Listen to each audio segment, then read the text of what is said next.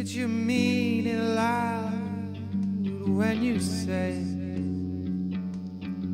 that you didn't need another body? So when I was younger, I always kind of had a thing for singing, and then as soon as I started playing guitar, it was a couple years later, and kind of a friend and I at the time going out really late at night and sitting on his roof and making these really stupid songs, like they were terrible.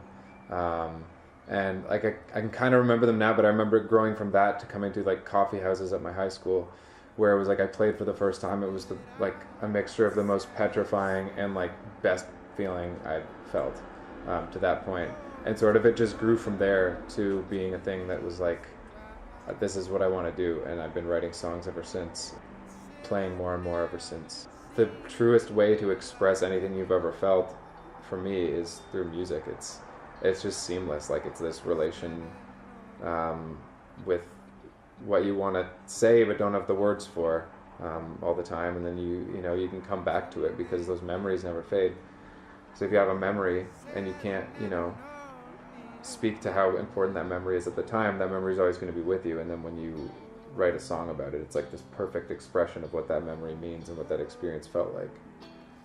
It's called a song I wrote called Boat Song when I was I just had turned 17, and it was a song I wrote sort of about this like feeling of it's sort of like when if you're a hypersensitive person or you overthink things, you kind of pick up on feelings in rooms with people around that often aren't actually there.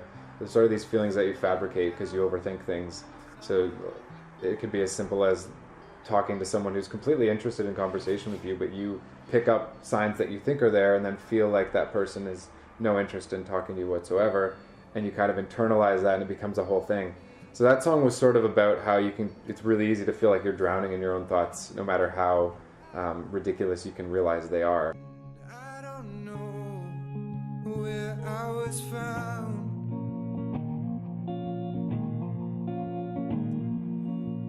but I remember the cold patch of ground.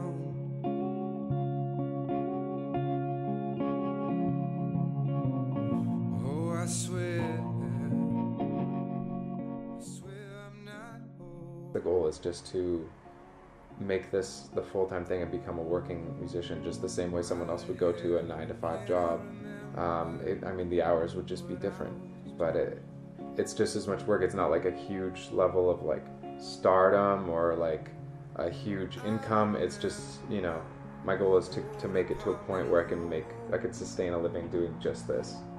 I would say the hardest part about playing music and being a musician is there's no security, and I don't mean financially necessarily, but I mean more so there's no security there's no saying that everyone's going to appreciate your music or even pay attention to it.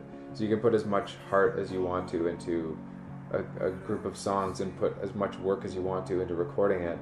And the hardest part is when it's kind of getting past your ego stage where you feel like everybody needs to appreciate it the way that you intend for it to be appreciated.